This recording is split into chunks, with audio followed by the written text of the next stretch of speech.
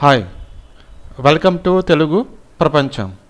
So ఈరోజు మనం బజాజ్ ఫైనాన్స్లో పర్సనల్ లోన్ తీసుకోవచ్చా లేదా, అలాగే ఈ పర్సనల్ లోన్ తీసుకుంటే కనుక మనము ఎంత ఇంట్రెస్ట్ కట్టాలి, ఈ ఇంట్రెస్ట్ అనేది ఎక్కువ ఇంట్రెస్టా లేకపోతే నార్మల్ రేంజ్లో ఉంటుందా, ఓకేనా? సో ఈ వీడియో ద్వారా మనం తెలుసుకుందాం.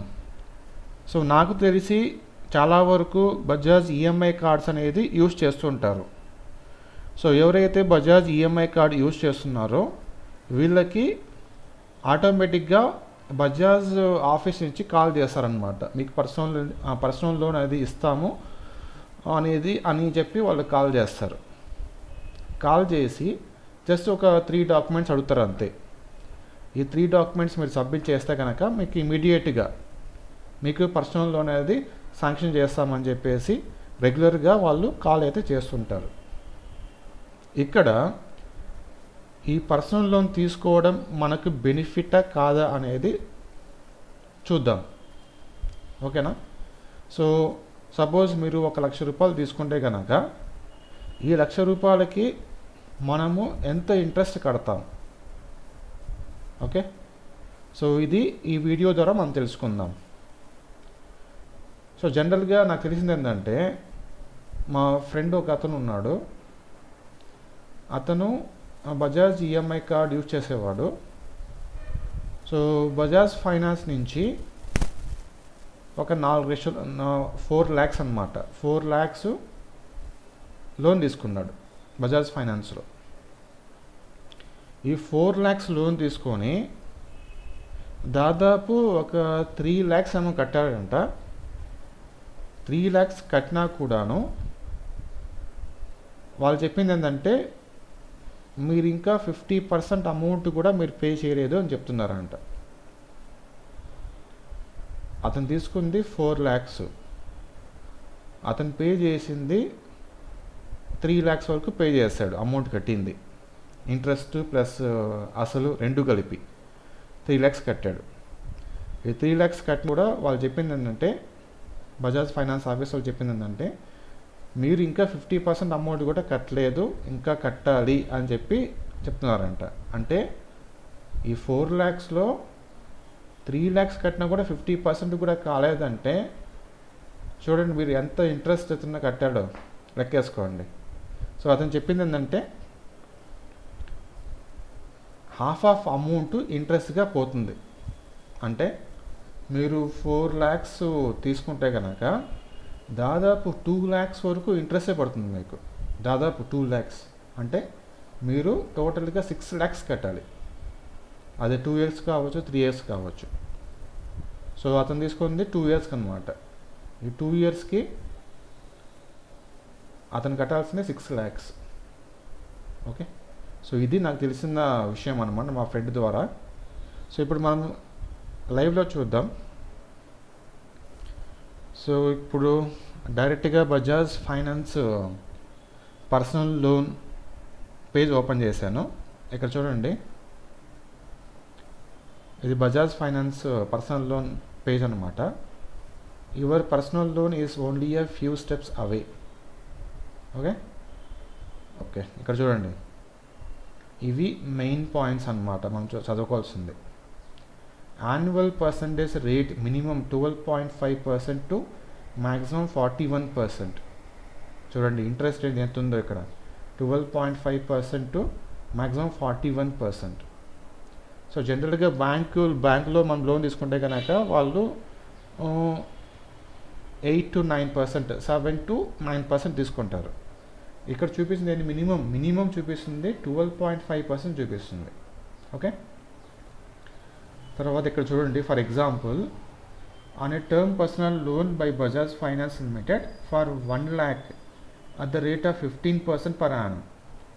1,00,000 రూపాయలు మీరు తీసుకుంటే దానికి ఒక 15% రేట్ ఆఫ్ ఇంట్రెస్ట్ ఉంటే కనుక 24 months అంటే 2 yearsకి మీకు మంత్లీ ఈఎంఐ ఎంత పడుతుంది, 5,417 రూపీస్ పడుతుంది. ఇది మంత్కి అనమాట. ఎన్ని మంత్స్కి, 24 monthsకి. మీరు తీసుకునేంత 1 lakh, రేట్ ఆఫ్ ఇంట్రెస్ట్ ఎంత 15% పర్ యానం, ఓకే? సో దీన్ని మనం క్యాల్కులేట్ చేసి చూద్దాం. మంత్కి ఎంత 5417 రూపీస్ ఇంటూ ఎన్ని మంత్స్ కట్టాలి? ఇలా 24 మంత్స్ కట్టాలి. ఓకే, 24. చూడండి, మీరు కట్టేది అమౌంట్ వచ్చేసి 1,30,000 రూపాయలు. మీరు తీసుకునేది ఎంత? 1,00,000 రూపాయలు మీరు తీసుకునేది. ఓకేనా? సో ఇందులో ఇంకా కొంచెం జిమ్మికులు ఉంటాయి. ఓకే, సో మీరు 1,00,000 రూపాయలు అంటే మీకు 1,00,000 రూపాయలు ఇవ్వడు అనమాట. 95,000 రూపాయలు 94,000 రూపాయలు ఇస్తాడు అంతే మీకు. ఆ 5,000 రూపాయలు ఉంటుంది కదా, అది వచ్చేసి ప్రాసెసింగ్ ఫీజు కింద కట్ చేసుకుంటాడు. సో మీరు తీసుకుంది బై హ్యాండ్ 95,000 తీసుకుంటారు. 95,000 తీసుకొని మీరు కట్టింది అంత 1,30,000, అంటే 35,000 ఎక్స్ట్రా కట్టారు మీరు. 35,000 ఎక్స్ట్రా కట్టారు మీరు, అంటే దాదాపు సగం. ఓకేనా? సో ఇది బేస్ చేసుకొని మీకు అవసరం అయితేనే, పక్క వాళ్ళని ఎవరిని అడగకుండా మీకంతకు మీరు తీసుకోవాలనుకుంటే కనుక అవసరం అయితేనే బజాజ్ ఫైనాన్స్ని తీసుకోవడం మంచిది నాకు తెలిసి. ఓకే, సో ఇందులో ఇంకా కొంచెము ఈ పర్సనల్ లోన్ సంబంధించి ఇక్కడ చూడండి,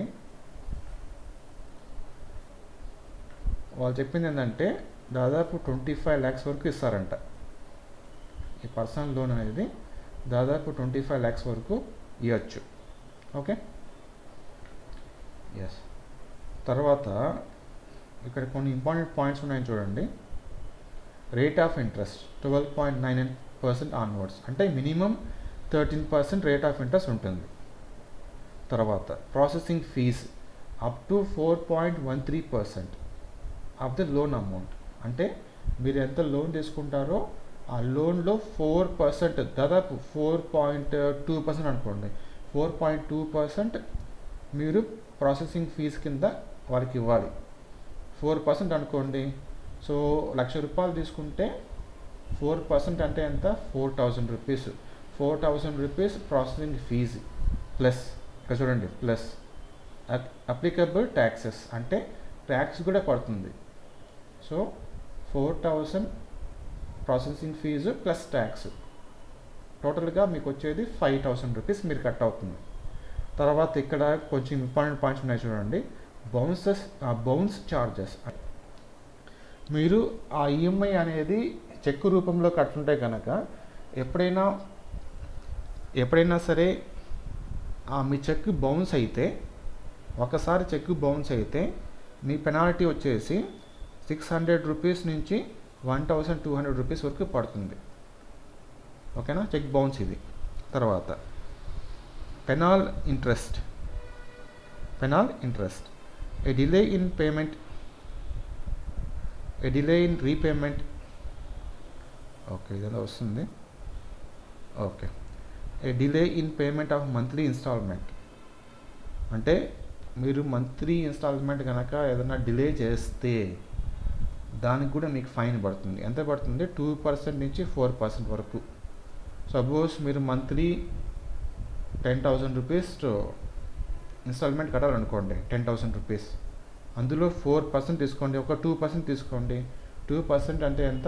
10,000లో 200 రూపీస్. ఓకేనా? సో 200 రూపీస్న వచ్చేది 2%. ఎస్, 10,000/100 వేసుకోండి, 200 రూపీస్ మీకు పెనాల్టీ పడుతుంది. ఇది మినిమం అన్నమాట, 200 రూపీస్. ఇది వచ్చేసి డైలీ పడుతుంది మీకు. మీరు ఎప్పుడైతే రీపేమెంట్ చేస్తారో అంతవరకు పడుతూనే ఉంటుంది. ఓకేనా? సో మీరు 14th కట్టాలి. మీ ఈఎంఐ డేట్ వచ్చేసి 14th అనమాట. 14th కాకుండా మీరు 18th కట్టారనుకోండి, 14, 15, 16, 17 ఈ 4 days మీకు 200 రూపీస్ అనేది పడుతూనే ఉంటుంది. అంటే ఇది ఒక 1,000 రూపీస్ ఎక్స్ట్రా మరి. ఓకేనా? సో ఇది కూడా మనం జాగ్రత్తగా చూసుకోవాలి. సో వీటన్నిటికీ మీరు ఓకే అయితేనే బజాజ్ ఫైనాన్స్లో లోన్ అనేది తీసుకోండి. ఒకటి మాత్రం షూర్ అనమాట, ఏంటంటే మీరు 1,00,000 రూపాయలు తీసుకుంటే కనుక దాదాపు సగం అమౌంట్ మీ ఈఎంఐ ఇంట్రెస్టే కట్టాల్సి వస్తుంది. అంటే 1,00,000 రూపాయలు తీసుకుంటే మీరు కట్టేది 1,40,000 కడతారు. దగ్గర 1,40,000 1,45,000 అంతవరకు కట్టాల్సి వస్తుంది. సో వీటన్నిటికీ ఓకే అయితేనే తీసుకోండి, లేదంటే బయట ఎక్కడైనా తీసుకోండి. మీరు ఇది ప్రైవేట్ కాబట్టి వాళ్ళు ఖచ్చితంగా ఎక్కువ ఇంట్రెస్ట్ తీసుకొనే ఇస్తారు. లేదంటే మామూలు బ్యాంక్స్ పోయి కూడా మేము అప్లై చేసుకోవచ్చు. దీనికంటే కొంచెం తక్కువే పడుతుంది బ్యాంక్స్లో. ఓకేనా? సో ఆలోచించుకొని తీసుకోండి. ఇంకా దీని గురించి ఇంకా పూర్తి డీటెయిల్స్ అనేది నేను వచ్చే వీడియోలో చెప్తా ఉంటాను. మీకు ఇంట్రెస్ట్ ఉంటే కనుక మన ఛానల్ని సబ్స్క్రైబ్ చేసుకోండి. ఓకేనా? ఎప్పటికప్పుడు లేటెస్ట్ న్యూస్ తెలుసుకోవచ్చు. సో ఈ వీడియో మీకు నచ్చినట్లయితే ఒక లైక్ చేసి నన్ను ఎంకరేజ్ చేయండి. Thank you.